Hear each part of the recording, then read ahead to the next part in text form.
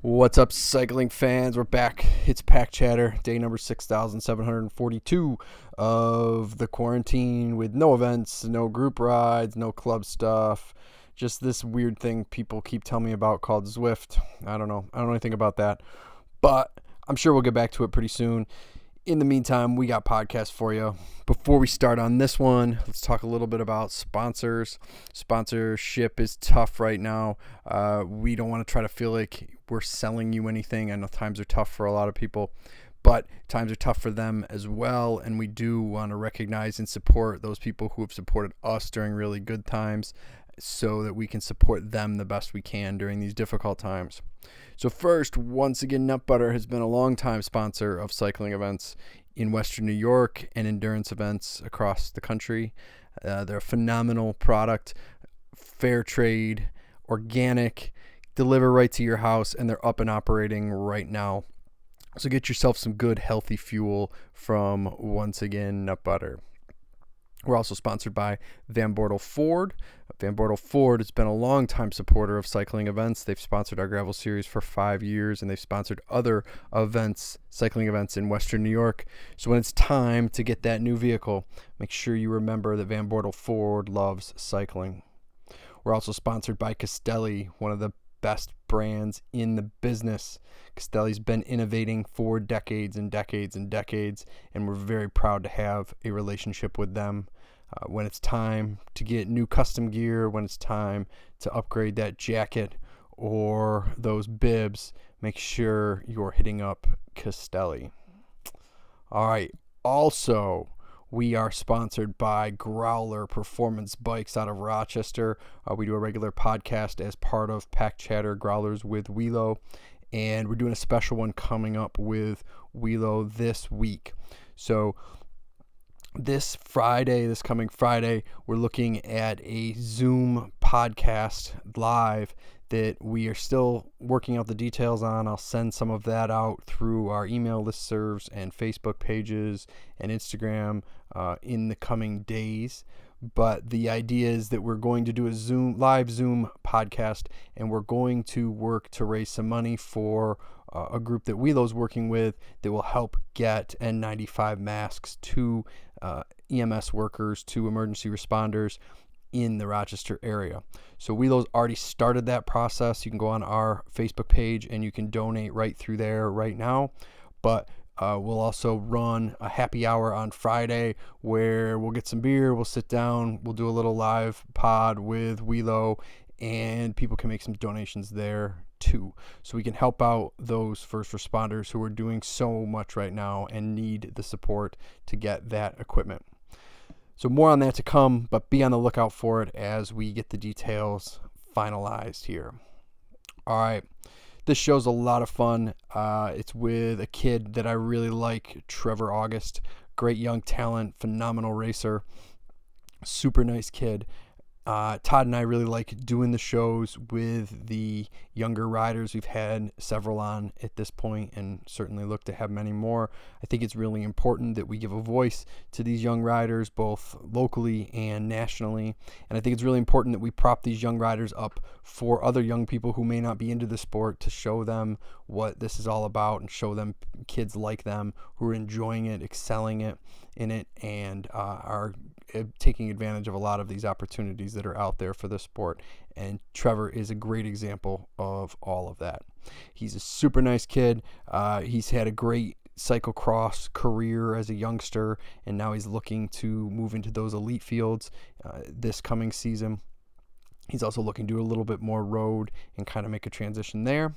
And he comes from a really important cycling in general family in Western New York. The August family have been long time leaders in the cycling community, putting on events, owning Park Ave Bike Shop for over 2 decades, and running a phenomenal junior family program currently in cyclocross that has helped some really talented young riders come out of it and continues to support them. So Trevor's got a really strong foundation at home, and certainly exhibits that when he's out competing. So it's awesome to kind of pick his brain and see what he's interested in, where he's going, and talk a little bit about where he's been. At the end of the podcast, I tell a little story about when he was racing probably at 7 or 8 years old, and what I remember seeing him as far back as then. So it's been cool to see him grow up in the sport, and I really appreciate him taking some time to chat with us about it right now. So without anything else from me, please enjoy my man, Trevor August.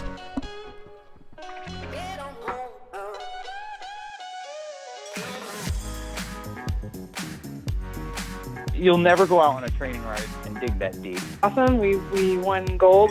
They're life rides. I'm like, dude, I'm still figuring this out. Lose sight of the fact that it's whoever goes faster. This isn't a road race. This isn't a mountain bike race. The sensei of sprint, Todd Shesky. My eyes are coming out of my head. Just get in here. So like I was trying to figure out just between yesterday and today a whole bunch of stuff with Zwift and Garmin. Mm-hmm. Right, and Zwift, Garmin, and Strava, like throw all of them in there, right? So it's like because we want to lead these meetups on Zwift, and then it's like, oh, but you can get this Discord, and then hey, you can join this team thing, and then you got to get over here and get your Zwift number, and how do you get that? And then I'm like, hey, I want to get this course downloaded from Strava into my Garmin, and then have live segments, and I'm like, oh my God! Sometimes I'm just like, I finally said to Lee over Peaks, I'm like, Lee, I need like a consolidated thing. I can't get a 20 email string on everybody throwing stuff in, right? And I'm just like, and at some point you feel like, I just want to go ride my bike. Yeah, I'm not even touching the Zwift stuff. Like it's fine. I get it. People like it. I'm curious to see what Trevor thinks being a younger guy. I think Adam said in the last pod that, the younger guys he works with seem to be more adept to those kind of things. But for me, like, I hope this isn't permanent, and I'm not trying to imply it is, but if this is just it, like Zwift racing is what we're doing, I'm just not going to race anymore. Like, I don't like it enough to just do it that way. And maybe I change my mind if I gave it an honest effort, but if I want to ride my bike, I want to ride it outside. Like, that's part of the point of being on a bike for me.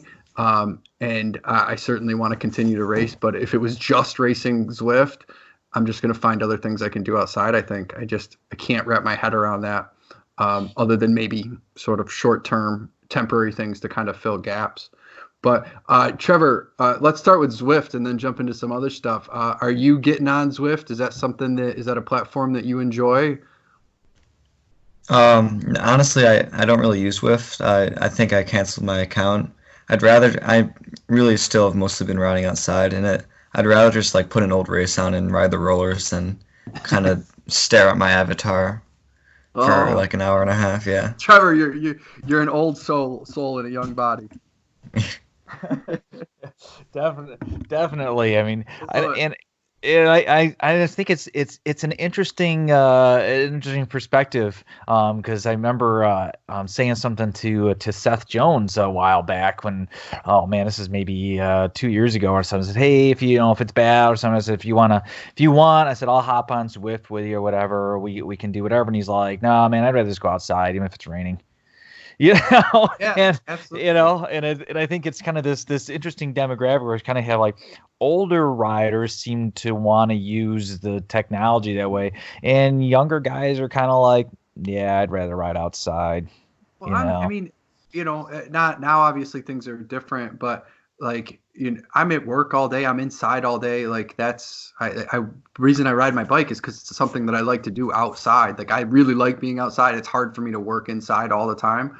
And like taking that away from bike riding, it's not the same thing for me anymore. It's just not something that, other than, like I said, in short periods of time, maybe here and there in the winter or something, maybe I'll get into it someday. But like, it's not something that I can get so much enjoyment out of that some people seem to. And great if you are, like, I'm not taking anything away from that. It's just not for me in that capacity. Trevor, what are you doing right now to ride? How's this working out for you? Yeah, I mean, I've been able to ride a lot more. So like, I kind of just did a block of like a few days, like longer rides, and then kind of just, I haven't really been doing much intensity because like kind of who knows when we're going to be racing again, but just focusing on building a good base and trying to stay optimistic and prepare for hopefully racing this summer. Yeah, when are you kind of, I know nobody really knows, but are you mentally kind of going, okay, I'm really hoping that by this date we're going to be racing again? Have you tried to like recalculate your calendar and go, all right, I'm hoping this is my next event, or are you just sort of waiting and seeing? I mean, I'm not too optimistic about nationals, but I really hope they happen. And then the Tour Labitabi, I mean, I hope it'll happen too. Like that was always kind of my biggest target for the summer, so hopefully that happens.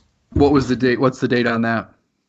That's in like I think second week of July, right?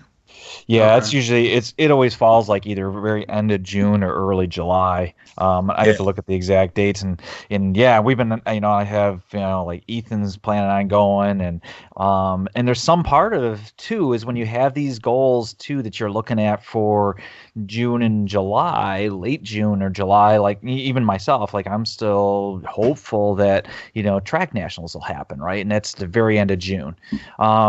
And that's right around junior nationals as well. I think it might even be the same week. And you start looking, it's like, hey, if racing gets turned on in June, we get through this thing in the next couple of weeks, man, you don't want to be sitting there going like, oh, well, I was sitting around eating chocolate and not riding, and so there's a certain amount of maintenance, but later goals still like, hey, if you were still building, you still gotta kind of build. If you're like your spring got interrupted, it's a whole different mode of maintenance. So it's hard because like, and I have people, I say, well, what do you think the chances are? I'm like, who knows, right? Right? Yeah, I have no idea, right? Yeah, I mean, we're all in this place of like, I don't know. I think by June it's 6 more weeks.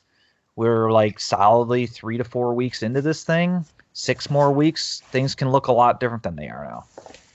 Yeah, and like Either it feels like it's been like 5 weeks just like with kind of no activity, but hopefully in another period of this like 6 weeks that things will be more normal. So Yeah, I think this is the 4th week of school closures, right? This is like we're midway through the 4th week or midway through the 5th week? I think 4th week. yeah, Does that sound right? So that sounds right. we started the call talking a little bit about school. What are some of the things as a just a regular kid cycling aside that you're sort of missing right now or struggling with? What's your day look like, and what are some of the things that you're finding to be difficult about this situation? Just like not really having like a daily routine is kind of tough. Like it's hard to stay disciplined and not, go to bed at 1 and wake up at 10 every day. And like also just like not being able to see like anyone. It's kind of just everyone's kind of dealing with the same thing. It's just like weird. And then also like I'm not able to work right now, so it's like everything's kind of on hold. Yeah, that's hard. I do a lot of conferences with kids, and I have one later this afternoon, and certainly some conversations through emails and stuff like that for work. But with a lot of those conversations that I'm having with kids too, they're saying the same things. The lack of schedule is really hard for them. The tendency to stay up late, sleep late. Some of them are cooped up and not getting outside at all, which I imagine you have a big advantage there as a cyclist, just in terms of something that you're able to go outside and do and balance yourself out physically. What are some of your ways that you're communicating with other people or your friends anyway? I mean, yeah, just kind of I FaceTimed a few people just like out of boredom. It's like you can call someone and now like they'll always answer because they're just at their house. And then kind of just texting friends, but it's kind of like not the same though. Like not being able to go and do something with a friend. It's weird. Yeah, I think it changes a whole bunch of things. I mean, even just when you go to the store and people back up, and I mean, all these kinds of things where we're used to just not having to think about it, or even like just going out for just to ride with somebody else, and and even though I typically ride a lot on my own anyway, but not being able to say, hey, we're having a group ride, and of course now as races have been canceled, it's been like, oh man, I was really looking forward to, I look at my calendar like, oh, I was gonna do the the GVCC race would have been last weekend, and there's some races as well. There were some races out in Ohio, and you start kind of going like, wow, I feel a little distance now where it's like, oh, well, I was kind of hoping to use these races and have some fun, and it's like, wow, it feels more vacant. Even though you're getting outside on your own, and at least, and that I think that helps a lot from our standpoint. Even though our races are canceled, just being able to ride, because I'm sure you do a fair amount of riding on your own as well, right, Trevor? Yeah. And honestly, like with quarantine, I think I've been riding like more with my family than I would normally, just because like there's no one else to ride with, and also like what else are we gonna do? So we've been doing like longer rides together, and it's been fun, that part of it. That's a huge advantage too. I mean, that you have is, being able to ride with your dad and your family, and it's not like, well, I got to go out on this ride and we're going to ride like 8 miles an hour. You Yeah, know? yeah, You know, you have people of comparable skill and fitness level to be able to go out and a family bike ride for you. I'm surmising is quite a bit different than most people's family bike ride. yeah, exactly. I mean, Yeah, it's that's probably quite the hammerfest compared to some of us. yeah, So especially since me and my dad and HL have the same coach, so he like gives us stuff to do and like workouts to do with each other to kind of keep us like a little more like than just going out and riding and being bored. Like he gave us a ride to do like AJ and I, and it was like an hour of power, and we had to like it was like like go hard for an hour, and it's like a breakaway simulation. So at least I'm able to do stuff like that when some people are just kind of all on their own. yeah, that's pretty huge. And you have to kind of turn your dad in here. Has he been trying to drop you or what? I mean, not quite yet. We haven't gotten like that sick of each other riding. We're just No, trying I to mean drop like each other the whole time. just out of fun. Just be like, hey, Yeah, come on, man, throw down and just see, you guys are all competitive, right? And you yeah. especially start doing these simulations and stuff, man. Then it's like everybody starts throwing stuff down to see who's got something in the tank, right? Oh yeah. I mean, we take the town lines pretty seriously now. My dad was leading AJ out our last ride just to kind of keep things interesting, and like it. I'm kind of taking it for granted that I have like 4 people who all like are bike racers to ride with. Like, it's really nice. Like when everyone else is unable to do that. Yeah, it's cool because I mean, like, I've been riding with Eileen, and it's like, and just it's good endurance time, and gets her out as well. It gets us both out of the house. Obviously, we don't have to worry about riding apart because since we live in the same house, But but not having anybody to competitively ride with is harder, and like we were talking about the Zwift thing a little bit. And it's like, yeah, I still haven't, just because it's finally nice out, I'm not motivated even to be like, well, I'm going to do this Zwift race tonight. I'm like, yeah, it kind of, I was still racing a month ago at the track, so I haven't missed the racing quite as much as I missed the nice weather. So but you're getting kind of both, which is really cool that you can kind of go like, hey, you can set up these race simulations, and if you guys are on similar schedule training wise, that's really cool. That's a big advantage. So I know your primary focus has been cross for the last couple of years, and you were looking at expanding a little bit more into road this season. Have you missed anything so far in this racing block that you like were really sort of geared up and ready for and looking forward to, or was this sort of going to be more of a training block for you anyway, and you're kind of haven't lost too much? Yeah, so I was planning on, like, originally I was a Cat 4, like, starting this season. So I was planning on kind of doing some early spring races just to, like, kind of get my 3 and be ready for nationals and get that out of the way, and then do some more training. But now, like, since I can't do that, I emailed USA Cycling, and they granted me my 3. Like, I was a few points off, and they were like, yeah, like, you're not going to be able to get it just with all the races being canceled. So I'm able to get that now. So we kind of like rescheduled my training towards like a little bit less kind of getting me in shape super quickly, and like kind of slower build up to hopefully nationals this June, or like late June. Yeah, definitely. I mean, it's now you have the upgrade, and as soon as the races get turned on, and you're going to be ready to roll, and be able to. You may also see because hear rumblings of it. I mean, like Winston Salem they're going to move that to the fall. So some stuff we talked about with Adam Meyerson recently was maybe seeing a bunch of shift of the road season going deeper into the fall. And there's going to be a bunch of overlap with cross and gravel because everybody's going to be trying to take the available slots, and people that are promoting events aren't wanting to lose the opportunity and the investment that they've made so far. So it could be a really interesting road season, especially if you're trying to kind of mix both. You may have a pretty full September, October coming up. Yeah, that's kind of what I've been thinking, like trying to make a decision between like balancing kind of like in the early fall when they're probably going to be road and gravel events, like trying to only do road and gravel and kind of delay cross, or like balance them and do like cross one weekend and then road the next. And what I've been thinking is like the UCI cross races, like I'll prioritize those, and then like I definitely do like a road race over like a local cross race is kind of what I'm thinking.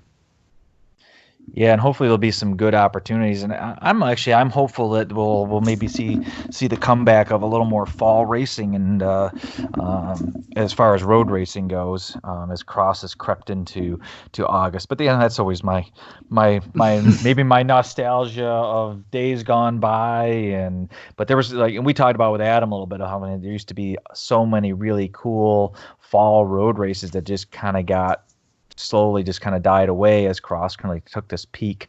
So it'd be good, and it's good if some younger guys like yourself are saying, hey, yeah, I'd race some road, and I'd like to see that resurgence a bit. And certainly I'll support road races that are going a little bit later myself. So it could be some interesting changes ahead all the way around. So as far as your schedule, as you said, we were talking a little bit of schedules are kind of thrown off. What are you doing to kind of stay on schedule every day? I mean, with school and obviously training and and family rides and things, like how are you structuring? Or are you just living rock star style and up till 4 a.m. and we got you up early for this podcast?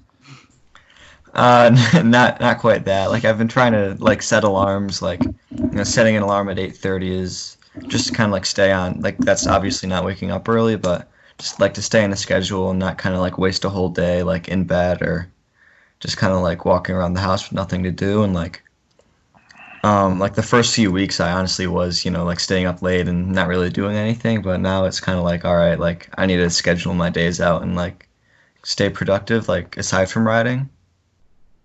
What outside of cycling are you really missing the most about what we're doing? I mean, you talked a little bit about talking to friends, but is there any big events for the spring that we're going on with school that you're like, man, I'm really bummed that I'm missing that, or I'm afraid that's going to get canceled even if it's not yet? I mean, not really. Like obviously working the summer was going to be like my big thing other than riding, and then just like it's my junior year of high school, so kind of like academics, like being a big thing. So it's kind of hard to like keep that a priority, like doing it all, by myself, and like my finals being either canceled or like shortened from 3 hours to 45 minutes. So kind of just like readjusting that and staying focused is what I've been working on. But I mean, really what I'm missing the most is just like being able to see friends and like live normal life. Like you kind of take it for granted now that you're not able to do any of that. So tell us a little bit about your winter. I know we're a little bit come off of that, but you had kind of a very unique experience over the winter racing cross, and I think that leads us to sort of an interesting point in your career as you're looking at more road and what you want to continue to do with cross, or what your long-term goals are there. So tell us a little bit about your experience racing in Europe this winter. Yeah, so I went over with Jeff Proctor. He like organized a camp called Euro Cross Camp, which was like separate from USA Cycling, but we were still able to like get into like the big Christmas block races. And it was he organized. It was all juniors. Like he didn't bring any U23s over. And we raced 4 races, one Super Prestige and 3 DVVs, which are kind of like the biggest races apart from World Cups that you can do. And I think there were 6 guys and 3 girls, I think it was, that he brought over. And what did all that entail? Give us kind of an overview. I mean, you raced the 4 days, and you were there for a couple of weeks, right? And you guys were doing some training and so forth. So how did the whole thing go for the 2 weeks? Did you get some training in first and hit some races, or was it kind of a mix throughout? How was it kind of structured? Yeah, so we got there, and then he wanted to make sure like we were completely like not jet lagged anymore before we raced. So we had like 4 or 5 days of just training before we did the first race. And then from then on, it was like we were racing like every 3-ish days. So like how it went was like the first 2 races were like pretty, I think there was like a day or 2 in between, and then we had another like 4 days, and the next 2 were also like close together. So what did you find in your experience from those races? How was racing there different than what you found even at the higher levels of the domestic scene? Because you've raced, or not even domestic, but North American scene. You've raced Pan Ams, you've raced nationals. You've been to some big events in North America. What's the difference when you're racing in Belgium? Yeah, so it's just like super aggressive, and at the start of like a junior race in the US, you might have 50 kids like that's like a huge field. And this, it's like there's 90 or 100 kids, and like it's closed out. Like if everyone like was able to get in, there'd be 150. And the racing is just like so aggressive, and like closer time gaps where like in the US, there's maybe like 5 or 10 kids that like realistically like you can kind of swap places with, and like you could beat them or they could beat you, and like they're like 20 in Europe, and it's all so close together, and like one kind of moment can lose you 5 places. What are some of the lessons you learned out of that? Anything that those experiences afterward, you're like, all right, man, I'm going to really focus on this, or I'm really going to make sure that I take this concept away and put that into my training and into my racing in the future? Yeah, just kind of what I learned with the like kind of the time gaps being so close and the racing being so competitive is like really to kind of progress to the next level. It's not like one big thing. It's more of a collection of like all these little things that you need to get right in order to beat someone. Like where in the US, like it's like you feel like the person 5 places ahead of you is like so much stronger, where in Belgium it's like all they did was like have this one corner more dialed than you, or eat better that morning or something. Yeah, and I think those are great things to take forward too, as you start looking at racing in general. Like you said, even racing here and applying that back, because I think a lot of times you're not always aware that like, well, that guy that's 20 seconds, but he got there because it was an accumulation of 2-second something better, or you costing yourself 2 seconds every turn. I used to see that big time when I tried to race mountain bikes here and there. I was not a very good mountain bike racer. I will preface that. But a lot of it was guys that I could beat on the road consistently could destroy me off road, and I started realizing like I'm getting destroyed because I'm giving away too much in some of these technical sections. Your dad was great at that. Like the only way I could like be competitive would like get ahead of him before the technical section, so that he'd have to wait for me.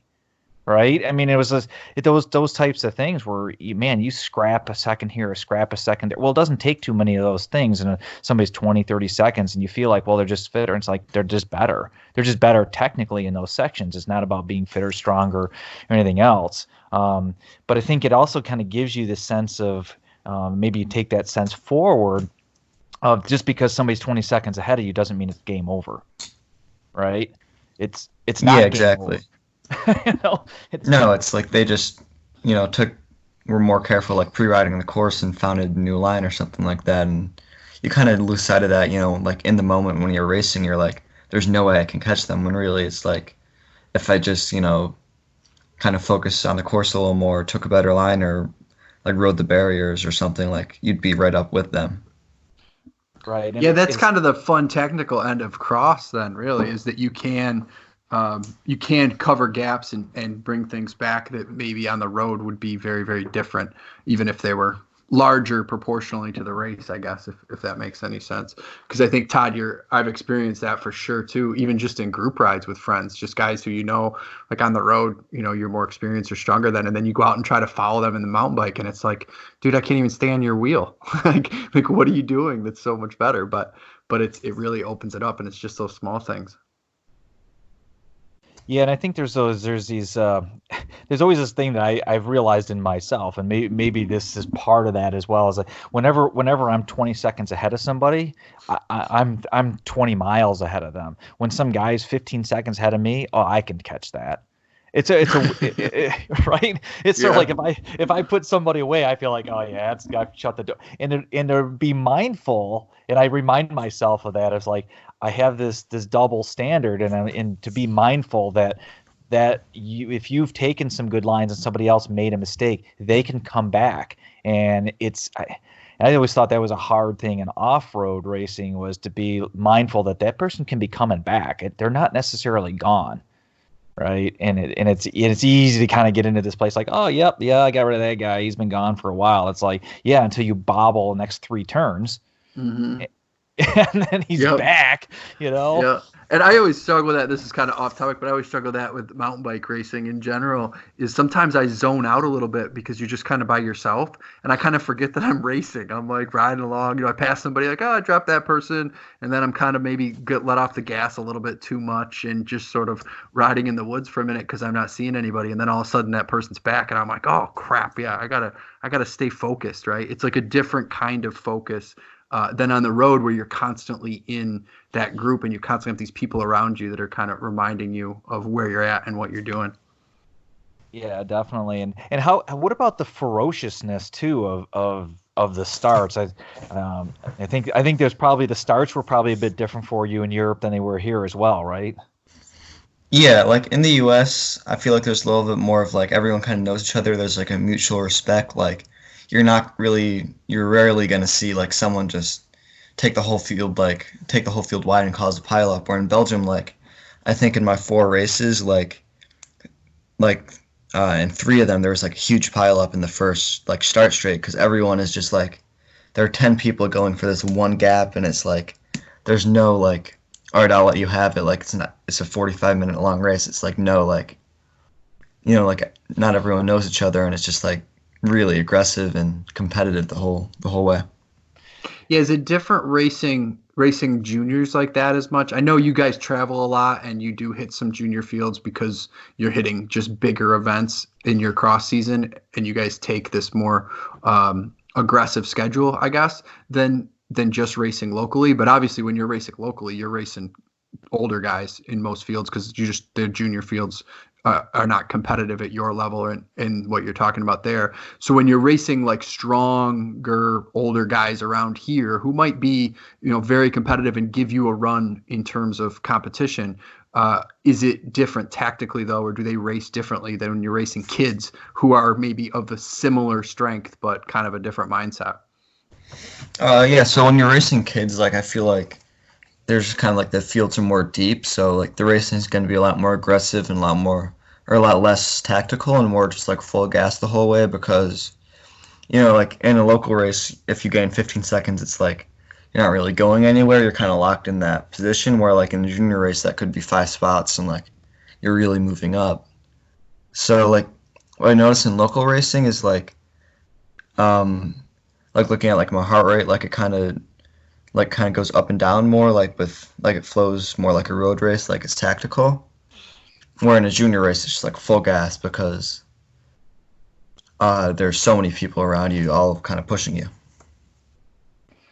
Yeah, and it's also there's some elements of just junior racing, and I used to always call it like the nervousness of the race. And I think it's just, it's a nature of people being relatively new to racing and trying to succeed and all these things and trying to find your way. And there's all these things that mix into it. But even I remember big junior fields on the road years ago, and the races would kind of go like that. And there's this nervousness of everybody's kind of on the attack, and you see it at the track too. And I was talking about with some of us older veterans, and we're like, because then it went to like, hey, there's now juniors. We're just doing it A, B, C, and D categories, right? And all of a sudden, like these good juniors are in the A group, and it's just like there's never any let up. It's like we're just, as soon as like, oh, we think we're gonna let up, boom, somebody's attacking again. And you're like, good lord, it just kind of keeps coming. But it changes the flow of it. But some of it's junior racing too, and it is good. But it keeps everybody's hungry. Everybody's super hungry, and you got people that have, and if you don't know people, like you're saying, you don't know if that guy like just attacking and he's gonna come back on his own, or is that like, I need to go with that because it's not coming back, right? So there's that element of it. I mean, it certainly happens on the road, right, where you're like, that guy, he'll die on his own. I don't have to chase. He'll just slow down on his own. But when you don't know that, and then there's 100 people, and you're like, okay, it amps it all up, right? So. What about any road? I mean, because I know I had Ethan go over to do some Belgian road racing last year. Anything on your horizon for that towards the end of summer or in the future for you?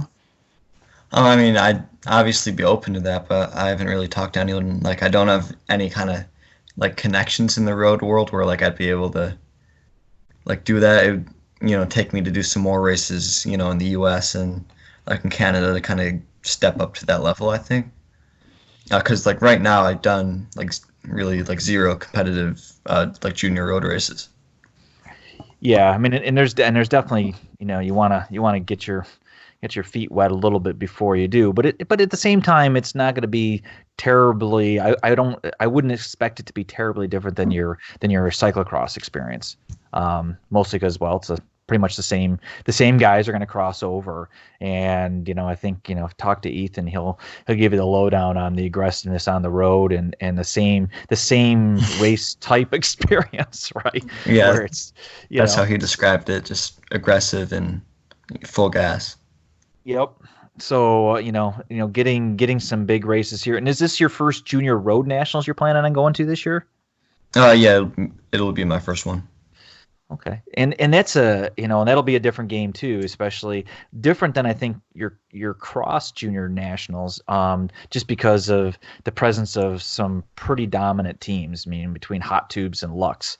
I mean, that's the big drivers, and they're going to bring lots of guys, and any one of those guys are fit. Right? Yeah, so I mean, hopefully it's not really looking like it right now, but I was planning on kind of doing some bigger races to get used to that before nationals, so I guess nationals now will just be try and hang on and go with some of the bigger teams, I guess. Well, the good news is even though some of those guys may have been doing it a little longer, they're not getting those bigger races, at least this year, to tune up either. So if you're going into it without those, so is everybody else. So I think that's at least reassuring that way. This is your last year racing junior road, and you'll be racing. You cannot race junior cross this year, correct? Yeah, so cross I'll be doing like the UCI like elite men's fields. Is that the goal with cross? Are you looking for U23 events? Are there enough of them out there? Or are you just going to look for elite fields? Like, what is your cross season goals this year? Oh yeah, so cross racing in the U.S. is like there really aren't separate UCI U23 fields. There's sometimes like a separate scoring like within the elite field, but the only like separate U23 race that's like UCI is nationals. So yeah, just kind of racing the UCI, the men's fields, and trying to get some UCI points to have a good start at U23 nationals, which that's kind of like my goal for cross season. What are you thinking? So next year will be your senior year of high school.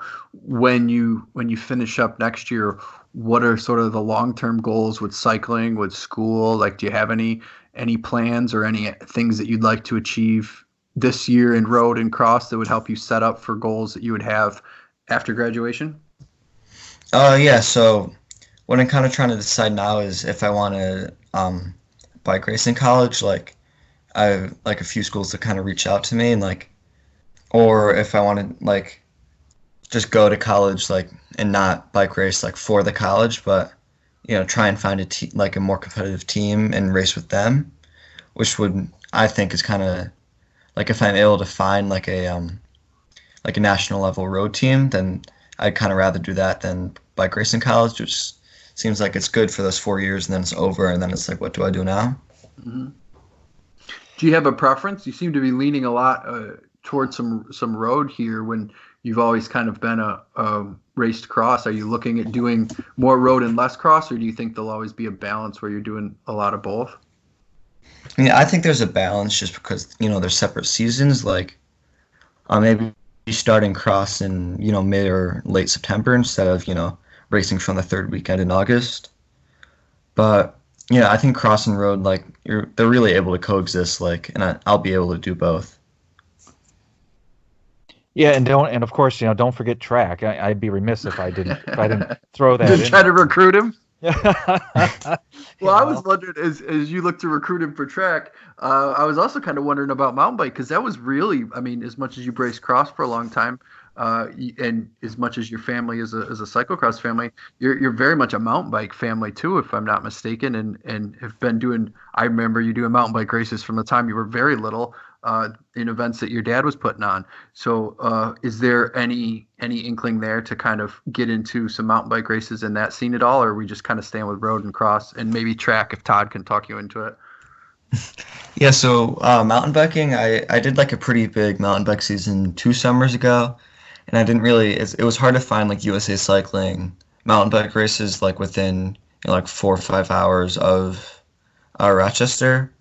And then like I didn't really have a great national, so I kind of decided, like me and my coach, that like mountain biking to be like a really fast mountain biker, you kind of need to like specialize in mountain biking and train on your mountain bike mostly. And it's not really something that I kind of like doing as much as road and cross. So I'll do like local mountain bike stuff, as a good like race experience, but not really. I don't really prioritize, and I don't plan on prioritizing mountain biking. Yeah, and mountain biking's obviously it's a whole changing landscape, but certainly cross and road crossover pretty easy, and obviously you can jump into gravel pretty easy even with a cross bike. It's not like I think sometimes people get a little too concerned with like, well, I need a gravel bike, and it's like if you have a cross bike, you're fine. Yeah, I mean, it's most, not like you're at a most people are disadvantage. still on cross bikes or some modification of them. I mean, other than maybe a double in the front and not riding a single, depending on their level of cross and their level of mountain or gravel. Right. It's not as bad as trying to do a cross race on a mountain bike. Right. That's pretty No, prohibitive. yeah, and I it's tough to tried do that that. before. Yeah, it was. It's you think, oh, it'll be fine, and it's not fine. And any of the fast sections, you just might as well just wave goodbye. But Yeah. but it makes an easy crossover. And of course, I always throw the track thing out as because it's an option that a lot of people don't consider, and I think it's mostly because it's not right in Rochester, and then people don't know that it's even there. But it always makes a nice option. Ethan's done really well with adapting and doing well and advancing there, and it offers up a whole different paradigm, of course, which is also a crossover, obviously, to road, similar to cyclocross, but kind of like from the other side of things, right? Kind of from the cleaner, high speed side as opposed to the more technical off-road side of things. But certainly a lot of options, and it'll be, like I said, I think we were talking before. I think it'll really this year is going to be a transformational kind of thing as we see how everything kind of gets pushed towards the end of the year and where the riders gravitate towards. Where do you see a lot of guys your age kind of going? Do you see momentum when you guys are talking and so forth? Do you see more momentum towards road? Do you see more momentum to gravel? I mean, where are you guys' head? Yeah, I mean, it's kind of mixed. Like, I have some friends who are like, they don't really embrace gravel, and they're like, no, like, road racing is like, on the serious side of things, and gravel's like, it's fun and it's really competitive, but like, it's not, like a full like primary option. Where there are other, like, I have a friend George who like he races Dirty Kanza, and like he like he doesn't really do a road season all summer and spring, but he does like a big gravel season. So it's kind of like split between, people who think, gravel's the future or gravel's, just fun. I think gravel and road really go together, and you can definitely, do both like within the same season. It takes, pretty similar skill set. So personally, I think, gravel and road are both, good options for races and both, competitive fields. Yeah, I hope as they grow, and we talked a little bit about this with Adam as well, about the different kinds of gravel racing, but just as Todd's point of like you can ride a cyclocross bike on gravel, it's getting to the point where you can ride a road bike on gravel if you just change your wheels out, or a gravel bike on road, depending on how your setups go. And it would be cool if those just kind of become sort of kind of meshed, where you have these gravel road races that have road style racing with gravel mixed in. And that you can kind of jump back and forth between events, and it doesn't have to be this clear separation of I'm one or the other for some sort of reason. Well, it's bat and kill, right? I mean, you go back all the way there, and I did it. I don't know, back in 2014. I did it for the only time after Dieter asked me something like, "You got to come." And I finally went to. And I did it as a fundraiser actually that year, raised funds for Jonathan Shaw Legacy Foundation for the junior program I was running, and it was really fun. And but nobody had gravel bikes in 2014. We were on road bikes, and I put 25 because we were also riding 23 road tires then mostly, and so I put 25s on. I glued up some 25 millimeter sew ups and rode it, and it was fine. It was great, And so I think there's definitely a crossover there, and maybe that's a whole thing into itself, is that people just.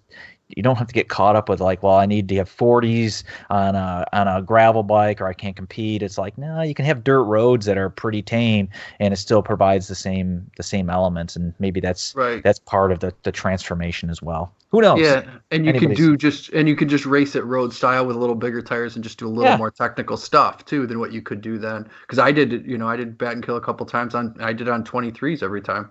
I mean, I did, it was fine.